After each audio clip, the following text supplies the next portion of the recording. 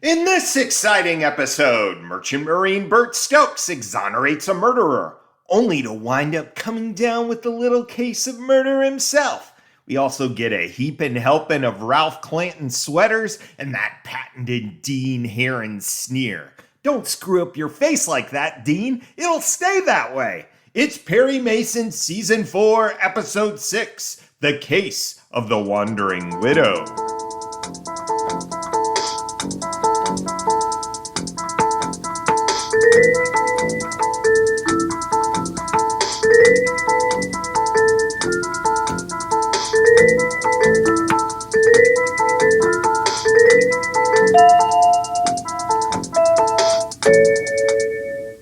Welcome to the Perry Pod. I'm your humble host, Jonathan Searcy. My purpose? Pretty simple. Provide an audio companion to every episode of television's greatest legal drama, Perry Mason.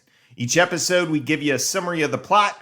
We even compare plots with the Earl Stanley Gardner novel, if the episode was an adaptation. We give you a little trivia, reveal the episode's theme, and revel in a Perry proverb. That's a pearl of wisdom from the man himself. And finally, we head to the water cooler where, just like Perry, Della, and Paul, we can discuss the ins and outs of our fave legal cruise adventures. But first, say it with me, to the law library!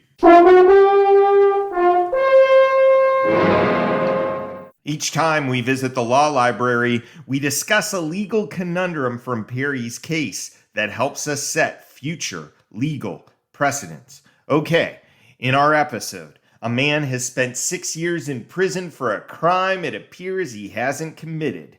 The people in the episode, different characters, seem to think that this time served entitles the man to some cash from the state. Sometimes when a man is put in prison wrong, the state pays him something, say $10,000. The only way I can get the state to pay Morgan anything is to get some publicity. If I collected any money from the state, you'd have got half. Let's see if a desire for remuneration from the state for a bogus incarceration is in fact a legal reality. In 1960, there were no explicit laws in California, or indeed the majority of the United States, that provided compensation for wrongful conviction and subsequent incarceration. It was more like the 1980s when compensation laws for wrongfully convicted individuals started becoming a thing. The wrongly convicted person could potentially, in 1960, have pursued civil litigation against the state, but apparently that wasn't an option here. Today, many U.S. states, including California, have laws that allow for compensation for those who have been wrongfully convicted. In California, for instance, the state pays $140 for each day the wrongfully convicted person was incarcerated.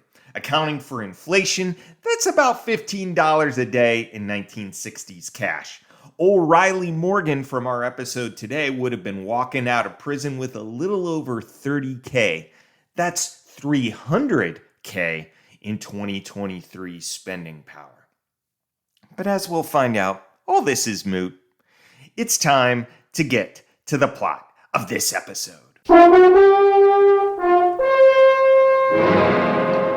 The Case of the Wandering Widow. Bert Stokes is a bumpkin who also happens to be a merchant marine. He's just come back from some time abroad, and now he's in prison. No, not as an inmate, but as a key witness in a murder trial from 6 years back. Maybe you read this.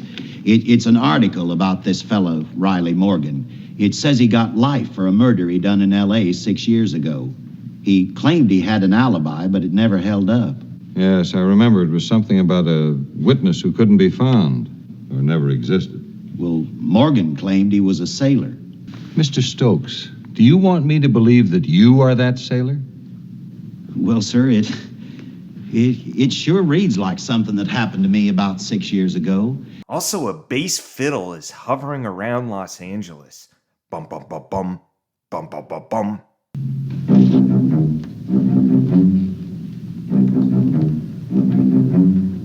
Somebody get that thing checked out.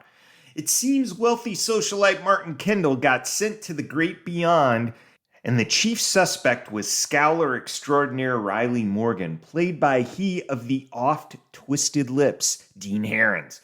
Well, with Stokes' help, Morgan gets released. That sends the Kendall family into a tizzy. Let's provide a quick overview of the fam. There's Lorraine, the titular wandering widow. Would you mind telling Warren Donner to mind his own business for a change and stop snooping into mine? There's her son, Jimmy, who attends a military school and appears to be the kind of kid where the producer said something like, "Give me a Billy Mooney type, except without all the menace," and voila. Oh, here's my mom. I gotta go now. I'll call you tonight. Okay. See you, Kendall. There's Lorraine's brother, the frequently sweatered Roger McLean. I say, Lorraine, your esteemed brother-in-law is getting the wind. Then there's Martin Kendall's sister, Faye, and her husband, Warren. They want control of the company that Monsieur Kendall left behind. It's Lorraine who's standing in their way. Someday I'll figure her out. Having a woman like that own our company. I thought perhaps you'd learn something about who killed my brother. It's also worth mentioning that Lorraine and Raj and Jimmy live in a house roughly the size of Rhode Island. Fun fact, the house was actually famed Charles E. Toberman's estate at 1847 Camino Palmero Street in Hollywood. 9 bedrooms, 8 bathrooms, 10,000 square feet. You'll catch it in several movie and TV productions. Pretty soon, Bert Stokes is putting the screws to Lorraine. He slips a letter in Jimmy's book, and next he's asking for handouts. I say, boy, I say. But Riley, he's found it don't work that simple. He ain't collected 1 cent. So I guess maybe half that much. Maybe 5,000. That ought to be all anybody'd ever need. When Lorraine leaves, it turns out Stokes has been having reporter Bill Worth record the convo, though it seems like Billy Boy's on to Stokes' scheme. Stokes, you didn't fool the lady, and you don't fool me. You worked real hard not to use the word blackmail, but a rose by any other name still smells the same. Looks like you're playing 6 ends against the middle, and it's not for Bill Worth. I don't want any part of your racket. It turns out Bill Worth is hooked up with Warren Donner, Lorraine's brother-in-law, and that lets bro and sis-in-law talk some smack. Well, Lorraine gets Perry involved, and we get more information on the relationship between Riley Morgan and Martin Kendall. I seem to recall that Mr. Kendall was killed at a golf course in the woods off one of the fairways. Yes. Morgan parked his car beyond the woods and then waited among the trees until Martin came along. They quarreled over the money, so the prosecutor claimed, and Morgan struck my husband with a golf club. Cut to Stokes, who's gonna get cash while he tempts Riley with tales of steak. Maybe we'll pick up a steak tonight. I'll bet you didn't get any of those 2-inch steaks in prison, huh, boy? Yeah, he just got $10,000 from Brother Roger. He can afford some steak. Well, Riley doesn't like the whole setup. It's clear that Stokes is in it for himself, not Riley. And cue that patented Dean Heron sneer. So now it's all over between us. You understand? All over. When Perry shows up to pay Stokes off at a playground with Paul in tow, he finds he's a little bit late. And here's Paul with a cute quip. Calling my client? She's gonna need a lawyer. Yeah, very clever of her to retain one in advance. At this point, I think it'd be more noteworthy if Paul believed Perry's client was innocent. Well, anyway, Roger casts some innuendo on his sister when Perry meets with him. Well, I'm certain my sister doesn't even know such a person. But isn't it an odd coincidence? How do you mean? Well, Lorraine was unaccounted for when her husband was killed, too. Then Trag shows up to say that Lorraine's gonna get charged with 2 murders. Well, there'll be plenty of time after she's booked for murder. Which murder? Take your choice. It's Stokes' death we're charging her with. I'm afraid we'll be ready for you on both murders. We get the background dope on Lorraine from Paul. A secretary and a boss? Report on Lorraine McLean Kendall. Nothing till the age of 21. Nothing. Not yet. Anyway, that's when she went to work for Martin Kendall of Kendall Industries. He was 47 at the time. 6 months later, she became Mrs. Martin Kendall. 2 years later, she became Kendall's wealthy widow. And the thing is that this conversation goes down, and Paul and Perry never mention the conspicuously absent character in this episode, Della. Come on, guys, don't overlook something so obvious. Let's move to the trial, shall we? Where we've discussed the obvious suspects. The most important testimony actually happens off the record, where Lorraine reveals details about Jimmy. It starts with Perry discovering Jimmy, then coming to the point that Jimmy's real dad is Riley Morgan. Oh, Mr. Mason, now do you understand? Even Riley kept that secret for little Jimmy's sake all during that first long trial. It's the only decent thing he ever did in his life. So when Perry gets Papa Morgan on the stand, he proceeds to grill him like a steak, a 2-inch one at that. And Riley can't hide a disdainful sneer. Figured it all out, didn't you? You must have figured that I killed Stokes for the same reason I killed Martin Kendall. It got in the way of my plans. Blackmailing my sweet little wife. As the episode ends, boy Jimmy comes in and asks questions for Perry. And anyway, what I want to know now is how you found out about those shoes, Mr. Mason. Well, Jimmy, when we came across Mr. Stokes, something bothered me. Both of his shoelaces had been broken and retied. Retied so hurriedly that one of them was even tied with a granny.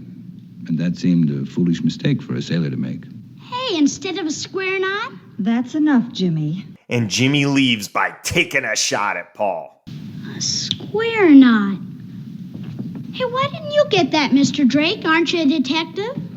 I'm just wondering here, but where's the explanation of how Bert Stokes' story was simultaneously true and Riley still the murderer? I thought the whole deal was that if Stokes' story held up, that Riley couldn't have committed the murder. But it appears that Stokes' story was true, and Riley really did kill Kendall. So who cares about knots? Let's clear this up. Talk about trivial. Anywho, speaking of trivial, let's get to it, shall we?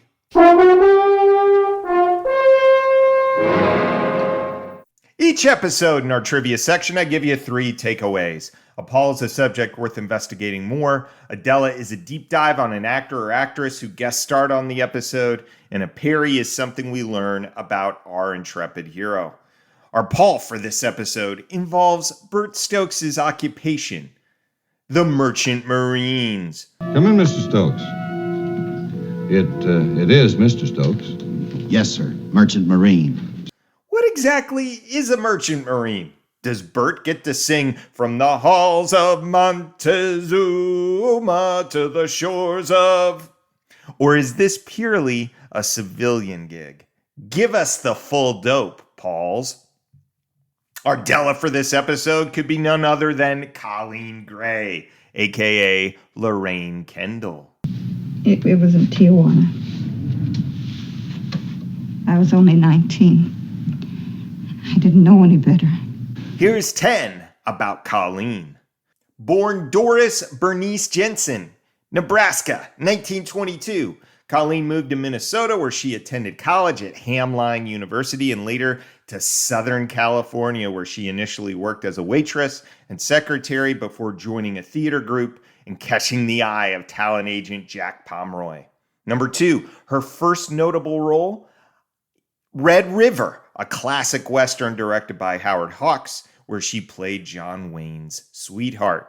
Number 3, Gray became associated with the crime movie genre. She landed a prominent role in Kiss of Death alongside Victor Mature.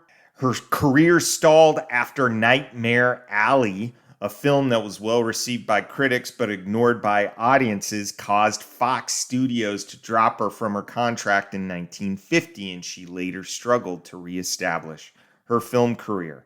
Number 4, a lot of people mention the fact that she's in Stanley Kubrick's The Killing. You know, Faye, the biggest mistake I made before was shooting for peanuts. 5 years have taught me one thing, if nothing else. Anytime you take a chance, you better be sure the rewards are worth the risk, because they can put you away just as fast for a $10 heist as they can for a $1 million job. You don't have to sell it to me, Johnny.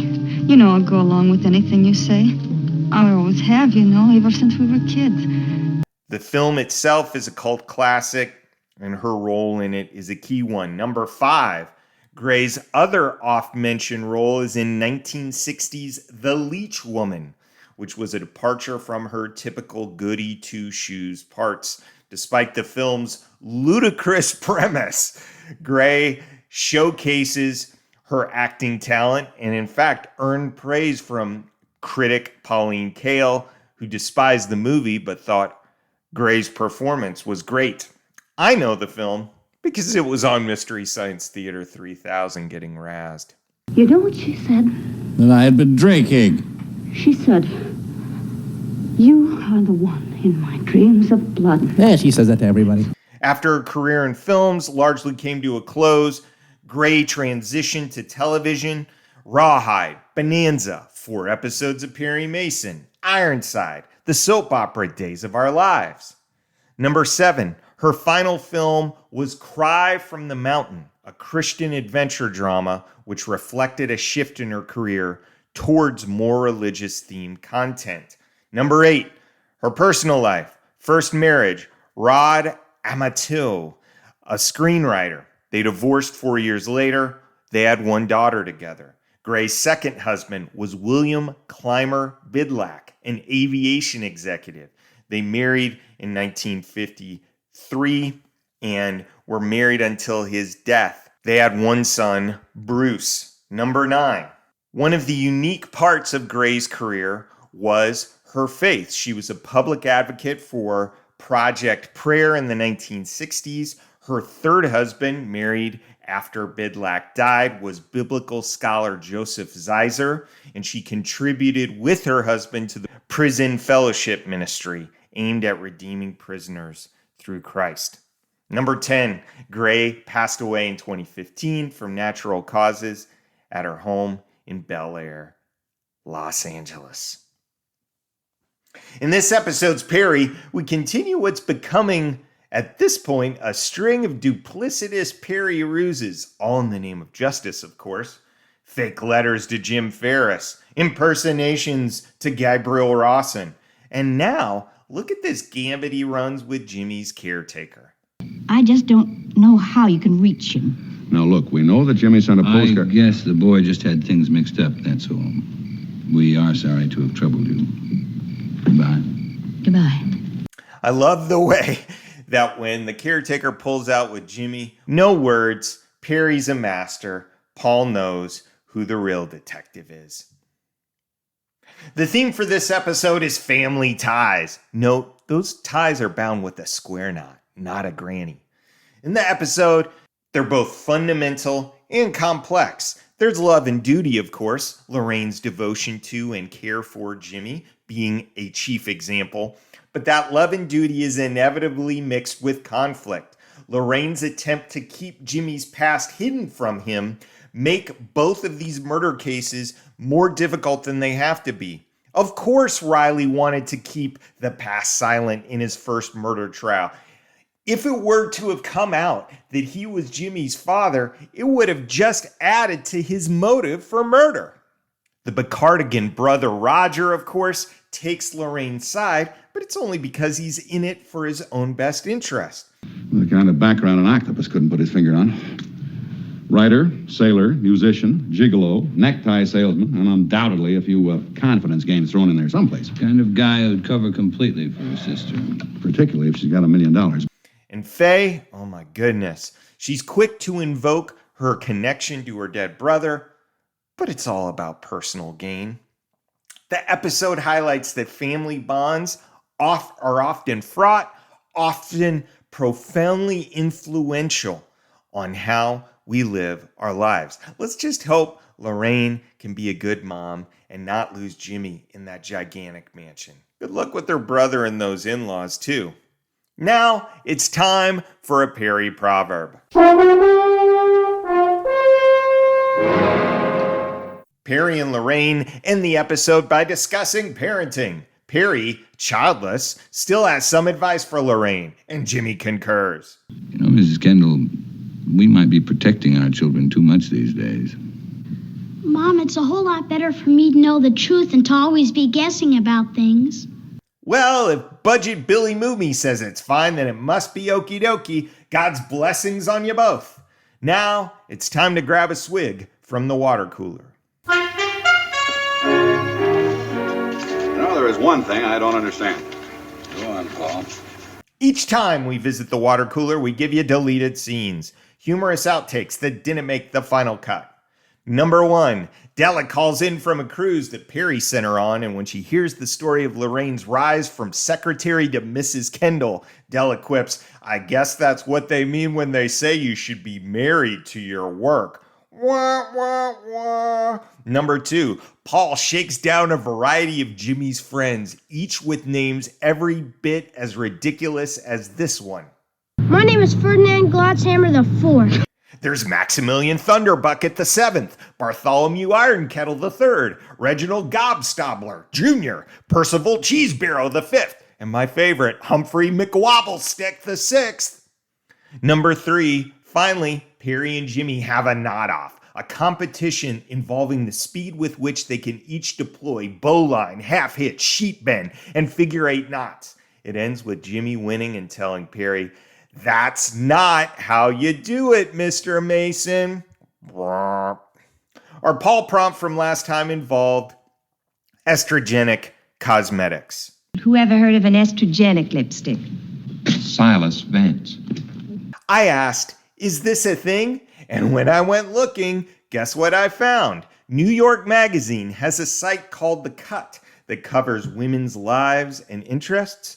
What should appear there just last month, but an article titled, "I Tried It, estrogenic facial cream." You can't make this stuff up, folks. Here were the article's takeaways. Number 1, of course, estrogen is a hormone. Some people think that hormone replacement therapy, which is what an estrogenic facial cream would be, is bad, but newer information shows that it can be good, especially for women under 60. So number 2, around age 40, women start losing estrogen, and this can make skin thin and dry and not as stretchy. It lowers the amount of collagen, the stuff that can make your skin strong and elastic. And some research shows that putting estrogen on your skin in cream like this can keep it youthful looking. Number 3, apparently this isn't new. Hormones have been used in fancy beauty products since the 1940s. Some of these beauty products have added estrogen in the forms of bioidentical estrogens and plant estrogens so that they can follow rules set by the FDA. Number 4, experts tell you to get a doctor's guidance when using these products because the hormones might have side effects. Number 5, it ended by saying we need more research into it, but this person's going to use it with a prescription. So there you go. It actually is a thing. Now, let's hear a listener letter. Listener Jason Lucky has some additional thoughts on the case of the lavender lipstick. Number 1, isn't it great, he notes, when a black and white episode relies on color? Restless redhead, purple woman, lavender lipstick? Why not just call it gray lipstick? Great point, Jason. Number 2, Jason wonders why Karen Lewis wouldn't have come down to Peter Nichols immediately after getting fired by Max. Her behavior in the episode was puzzling to say the least. And number 3, he remarks, quote, "Love seeing our old buddy James Bell playing Silas Vance. After the info you gave us about him, I have a new appreciation for him. Thank you. He's so mad about not making the deadline for lipstick, though. Is there such a thing? I mean, did the company put an ad in the paper that said, 'Ladies will love the new shade of lipstick released on March 16th'? Were folks clamoring for that? All great points. Very, very funny, Jason. As always, I'd love to hear from you. Do you have a comment on the episode? Do you have a comment on the pod in general? Drop me a line at theperrypod@gmail.com. Next time, Perry takes his 3-ring courtroom circus to the actual big tent where bigamy's afoot. You don't want to miss the case of the clumsy clown. Until then, this is Jonathan Searcy saying, keep on walking that Park Avenue beat!